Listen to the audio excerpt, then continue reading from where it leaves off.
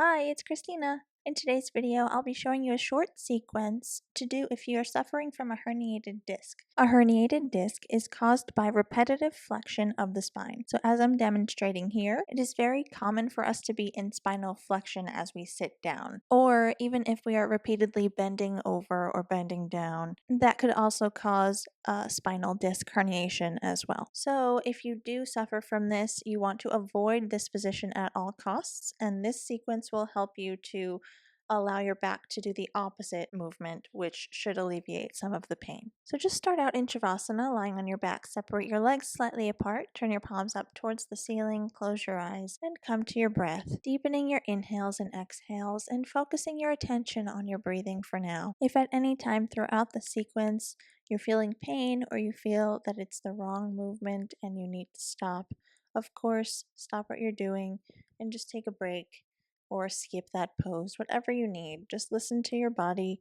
especially since you're suffering from an injury right now. So you need to be kind to yourself and listen to what your body is telling you. Setting that intention for yourself for this sequence as you breathe and as you focus on your breathing, just knowing that you're going to treat yourself with kindness, your body with the care that it needs right now to heal and to feel better. Take one more deep and full breath. And now just coming to bring slight motion into your body. Bend your knees and stand on your feet, pointing your knees up towards the sky. Your feet are parallel to one another and they're a few inches away from your hips. Your palms are flat on the floor. Stay here for a moment and feeling that there's a space in between the floor and the small of your back. On an inhale, lift your hips up into a bridge pose, keeping your shoulders on the floor. Your knees are right above your ankles. And then slowly set your hips back down onto the floor, being careful that you don't curve your spine. On your next inhale, raise your hips up one more time, coming into another bridge pose, feeling your back in the arch. Then slowly take an exhale and lower your hips back down, being kind to your body. On your next inhale, one more time, raise those hips up, coming into a bridge, feeling that arch. Breathing here. And on an exhale, slowly release your hips gently back down onto the ground. Come to rolling onto the right side of your body and come onto your hands and knees now. Bring your hands right underneath your shoulders and your knees right underneath your hips. Tuck your toes. Your legs are hips distance apart. Start out in a neutral spine. And on an inhale, arch your back. Looking up, looking forward. Spread your shoulders wide. And feel the arch in your back now. So that opposite motion that caused the injury. Breathing into this arch. Really feel your spine curving. Don't force it. Don't push too hard. Being kind, and if you're feeling too much pain here, of course, come back to neutral. Take one more deep breath here. And then slowly looking back in between your hands, bring your spine to neutral. Stay here for a moment. We'll come into the arch one more time. Take another inhale and arch your back. I find that this motion really alleviates my pain from my herniated disc. So hopefully it's doing the same for you. And if you're pushing a bit too hard, then that might cause more pain in a different way. So just be careful. Work with caution here. Take one more deep breath and then slowly come back to a neutral spine, looking down. Walk your hands forward about 6 inches and then drop your forehead to the floor, keeping your legs exactly where they are. This is just another arching position. Bit deeper into your shoulders. Helps to stretch out the spine a bit more. So just trying to relax here. If you're feeling too much pressure on your knees as you're leaning on your knees, you can always take a blanket and rest them underneath your knees for some cushion. Just breathing and sinking your heart center towards the floor, opening that back and those shoulders, stretching out your spine.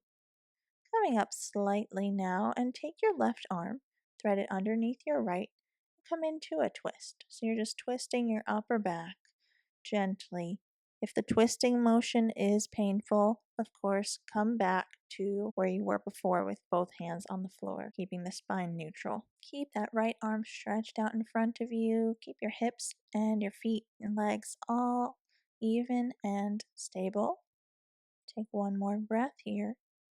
And then come back to the center and switch sides, taking your right arm and threading it underneath your left, coming into a twist on the opposite direction.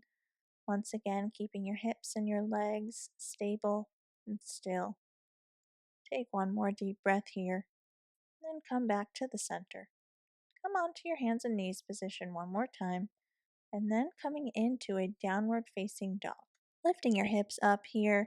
As you can see, my knees are bent quite generously as to not overly curve my spine in that way that I showed you at the beginning of the video. We want to keep the spine flat.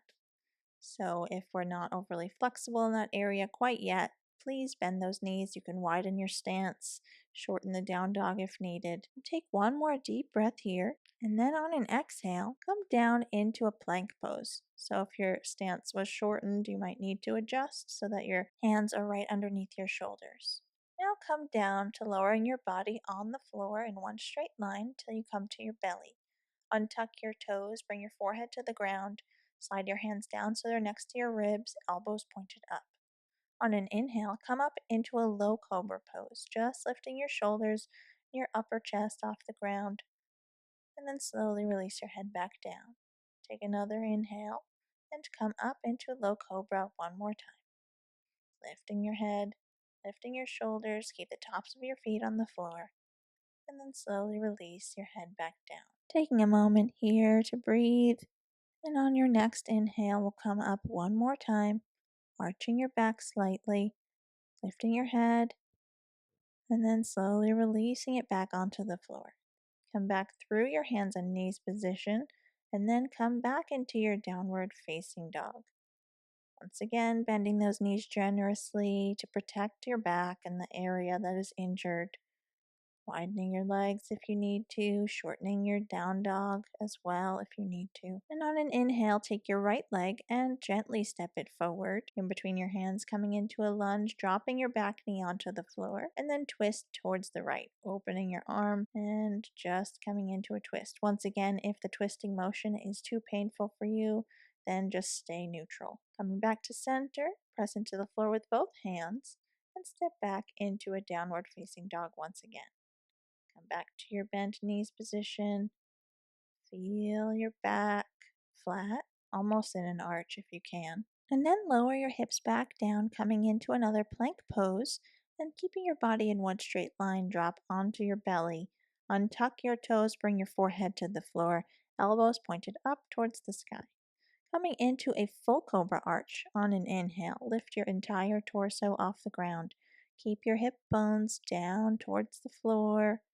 And just breathe here. If you're currently in a lot of pain from the injury, then just go back to the low cobra arch that we did before. Slowly now, wherever you are, peel yourself back down onto the floor. Forehead is the last thing to reach the ground. Tuck your toes, come back through your hands and knees position, and then lift your hips back up into Adho Mukha Svanasana, downward facing dog with your knees bent to keep that spine protected. Breathe here, feel your spine elongating.